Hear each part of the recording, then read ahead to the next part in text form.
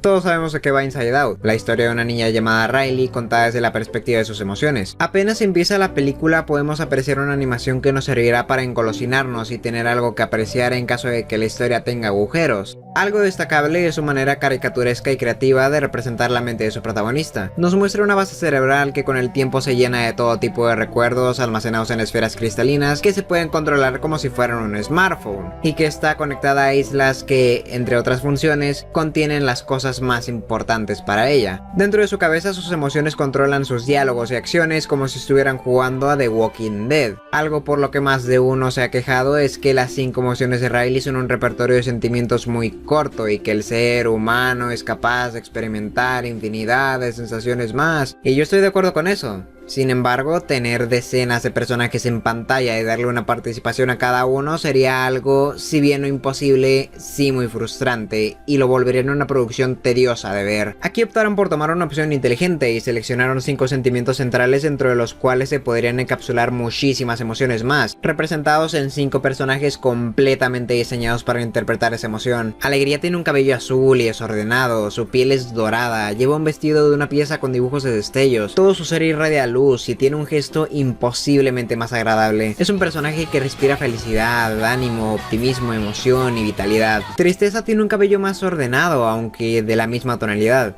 Usa lentes, es pequeña y lleva un suéter. Su intención es actuar como un personaje depresivo, sensible, considerado, vulnerable, inocente, y podría decir que con interés por el conocimiento. Desagrado es casi por completo como Angélica de los Rugrats, desconfiada y siempre a la defensiva, pero en el sentido de ser un personaje molesto, altanero, cuya mayor aspiración en la vida es ser la líder de su propia facción nacionalsocialista. Temor se encarga de mantener a Riley a salvo. Su piel es morada, en plan de querer decir que siempre está ahogándose de preocupación. Tiene un aspecto temeroso, unos ojos posicionados extrañamente y viste como un colegial. Furia es hostil, viste como oficinista y...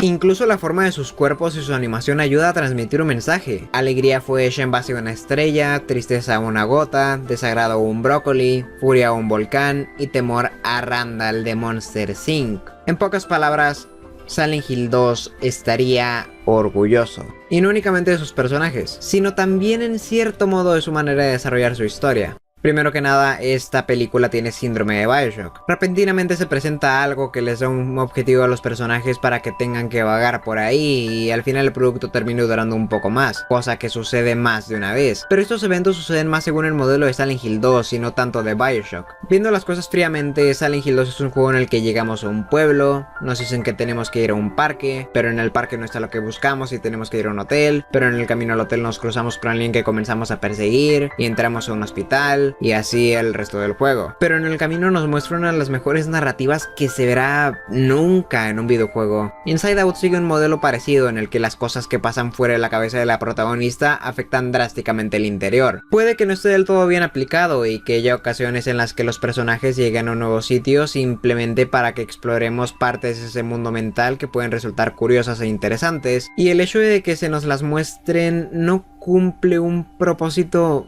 importante, pero aún entonces todo sirve para el tema de la película, porque estamos conociendo más del personaje de Riley. La película implementa muchas metáforas, o mejor dicho, utiliza una perspectiva interesante, no solo sobre la psique de su protagonista, sino de las personas. En unos pocos minutos coloca las bases de lo que podría convertirse en algo grande. Nos presenta a su protagonista desde su nacimiento. Tiene un concepto muy creativo y posee todos los elementos para deconstruir excelentemente a su personaje principal. Es una película con muchísimo potencial narrativo y la primera mitad difícilmente sería más disfrutable. E irónicamente ese es su mayor problema. Me explico. Esta película es una obra como Silent Hill 2. Inside Out es mucho menos madura, pero no por ello le da menos seriedad a los temas que trata. Hay un contraste entre la atmósfera de ambas obras, sí, no solo porque una sea una película de Pixar y el otro sea un survival horror. Ambos exploran casi igual de bien a su protagonista, pero las dos se enfocan en momentos diferentes de su vida. Inside Out explora la niñez, la etapa de crecimiento, en la que no nos gusta el mundo y tratamos de adaptarnos, en que tomamos decisiones impulsivas y hasta cierto punto somos egoístas sin pensarlo, en la que tratamos de lograr la unificación de nuestras emociones y nuestro panorama comienza a abrirse. En una palabra, Inside Out trata el concepto de madurez. Silent Hill 2 tenía personajes que simbolizaban emociones como las de esta película, al mismo tiempo que incluía a otros que hacían más extenso el repertorio de sentimientos del protagonista. Todo en Silent Hill 2 deja en claro que trata el concepto de perseverar. Inside Out no tiene personajes como María o Pyramid Head y no muestra la pérdida de personajes como Eddie o Mary, porque Riley no se ha enamorado ni desea volver a ver a alguien. No conoce lo amargo que es el verdadero arrepentimiento, no ha tenido que enfrentar a su enojo y no ha perdido a nada importante para ella. Pero la película tiene todos los recursos que necesita para hacer que Riley llegue a ser un personaje tan bien deconstruido como James Sunderland. El problema es que la película no muestra a Riley hasta su adultez, y su segunda mitad no me gusta tanto porque es cuando me doy cuenta de que la película no iba a contarme la vida de su protagonista y que solo se centraría en la etapa de la niñez. No me malinterpreten, la película se toma su tiempo para mostrártelo todo y hablarte de su personaje a profundidad, y esto es excelente, pero es que más que ser un error es simplemente falta de espacio. Yo sé que su intención era solo presentar ese concepto de nuestra vida vista desde nuestra mente y tal, pero es que tiene muchísimo potencial para convertir a cualquier personaje en uno inmejorable. Es una película a la que no le importa ser exagerada, alargarse un poco más de lo necesario, o ser más explícita de lo que debería con tal de transmitir su mensaje. La película al final acaba gustando tanto que te dan ganas de ver mucho más. Detesto su final porque es muy cortante. Vería una trilogía de estas películas con tal de ver hasta dónde pueden llevar la historia de este personaje, y aunque resulta una puñalada que termine de esa manera, la verdad es que el mundo que explora es demasiado vasto como para expresarlo en una o dos películas. El hecho de que acabe con ese Riley ya tiene 12. ¿Qué podría pasar? Hace que mi cabeza explote con la inmensidad de posibilidades narrativas y... es tan bonita de verse. Pero Inside Out no únicamente destaca a nivel narrativo, sino por ser una película con dos mensajes.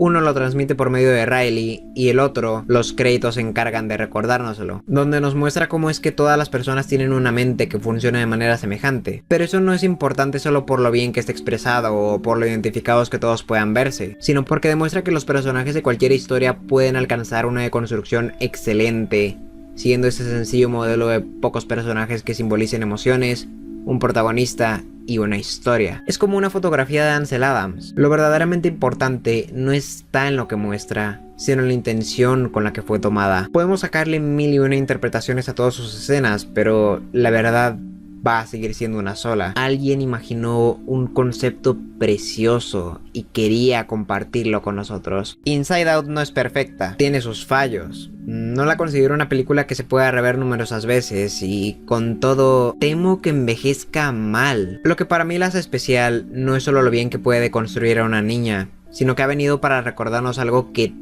todos, tanto público como autores, parecemos haber olvidado por completo. Que una historia no se trata solo de expresar ideas interesantes, de tener personajes que le agraden a todo el mundo, de tener muchos secundarios con propósitos cuestionables o de hacer evolucionar a un personaje sin más. Se trata de qué tan bien pueda darnos a conocer a su protagonista, qué vive, qué siente, qué recuerda, qué extraña, qué lo entristece, qué le enoja, qué le da esperanza, qué teme, qué llora, que ama. Y sin la necesidad de ir hasta los extremos o de ser abstracta en exceso, Inside Out logra cumplir rotundamente bien un propósito que la mayoría de las historias parecen haber perdido de vista. Y pese a todos los efectos que podamos sacarle, al final lo único que vamos a lamentar es que no haya más películas así.